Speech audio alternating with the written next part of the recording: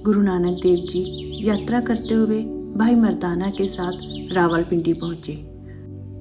वहां पर एक पहाड़ी पर कंधारी नाम का एक आदमी रहता था। वह आदमी बहुत ही घमंडी और लालची था। उसके पास कुछ चमत्कारी शक्तियां थी, जिसके कारण दूर दूर तक वह प्रसिद्ध था। उसके घर के पास पहाड़ी पर एक छोटा सा झरना बहता था, परंतु कंधारी ने अपनी शक्तियों के कारण उस झरने के पानी को ऊपर ही रोक रखा था, जिससे नीचे गांव वालों के पास उस झरने का पानी नहीं पहुंच पाता था। गुरु नानक देव जी भाई मर्दाना के साथ उस गांव की तरफ गए और उसी पहाड़ी के नीचे विश्राम करने के लिए रुक गए, जिस पहाड़ी पर कंधारी रहता था। गुरु नानक देव जी की वाणी को सुनकर गांव के लोग वहां पर इकट्ठा हो गए।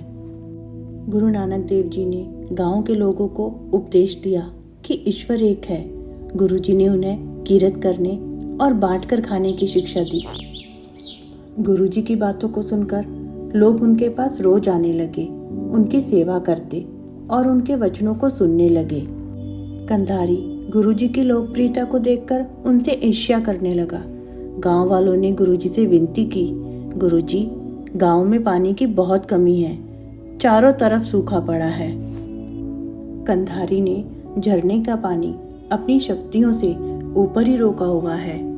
गुरु नानक देव जी ने गांव वालों से कहा, आप सब लोग ऊपर पहाड़ी पर जाओ और कंधारी से विनती करें कि वह झरने का पानी नीचे आने दे।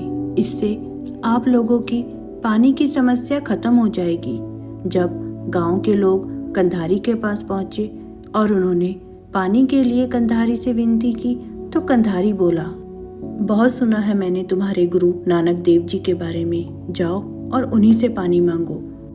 गांव के सब लोग दुखी होकर वापस गुरु नानक देव जी के पास आ गए। वह गुरु जी से कहते हैं, गुरु जी, यह झरना ही इकलौता पानी का जरिया है।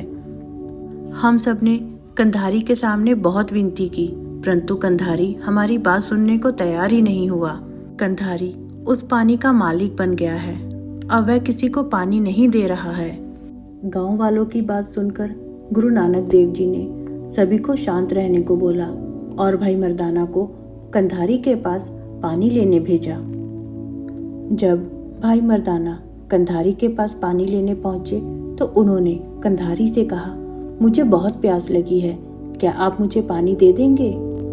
भाई मर्दाना की बात सुनकर कंधारी बोला, मैं तुम्हें पानी तो दे दूंगा, परंतु तुम्हें उस पानी की कीमत देनी होगी। भाई मर्दाना ने कंधारी से कहा, मेरे पास कुछ भी धन दौलत नहीं है। भाई मर्दाना की बात सुनकर कंधारी कहता है, अगर तुम्हारे पास पानी की कीमत देने के लिए कुछ भी नहीं है तो तुम्हें पानी नहीं मिलेगा, तुम यहाँ से चले जाओ। भाई मर्दाना वापस गुरुजी के पास लौट आते हैं। गुरुजी ने फिर से भाई मर्दाना को कंधारी के पास पानी लेने के लिए पहाड़ी पर भेजा, परंतु कंधारी अपने अहंकार में इतना डूबा हुआ था कि उसने भाई मर्दाना को पानी देने से इनकार कर दिया। वह भाई मर्दाना से कहता है, जब तुम्हारे पास पैसे नहीं हैं तो मैं तुम्हें पानी नहीं दूंगा, तुम यहाँ से चले जाओ, मेरा वक्त बर्बाद मत करो।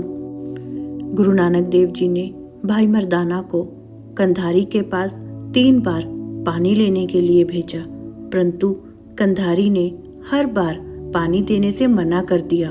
जब कंधारी ने गुरु नानक देव जी की बात नहीं मानी और गांव के लोगों को पानी देने से मना कर दिया, तो गांव के लोग बहुत दुखी हो गए।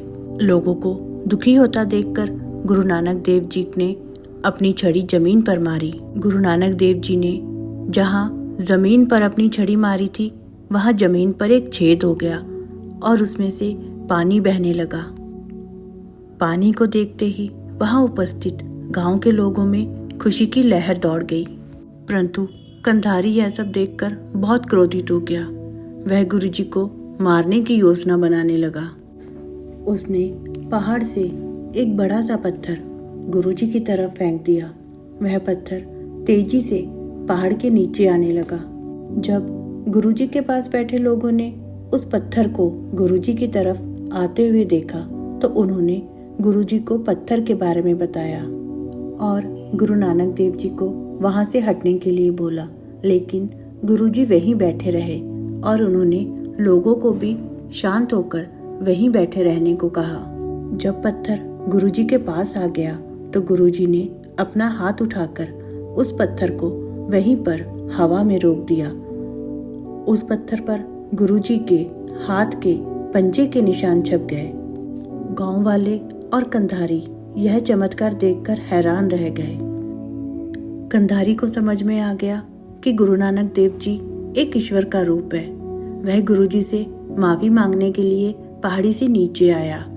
उसने अपने हाथों को जोड़कर गुरुजी से अपनी गलती की माफी मांगी। दोस्तों, आज उसी जगह पर गुरुद्वारा श्री पंजा साहिब जी स्थित है। यह जगह पाकिस्तान में है और उसी जगह पर गुरु नानक देव जी के पंजे के निशान वाला पत्थर भी स्थित है। उस पत्थर पर गुरु नानक देव जी के हाथों के निशान होने के कारण उसे गुरुद्वारा पंजा साहिब का नाम दिया गया है। तो दोस्तों, आपको हमारी आज की साखी कैसी लगी? आप प्लीज़ हमें कमेंट बॉक्स में ज़रूर बताएं। आप प्लीज़ हमारे चैनल को लाइक, शेयर और सब्सक्राइब ज़रूर करें। कल फिर से मिलते हैं एक नई साखी के साथ।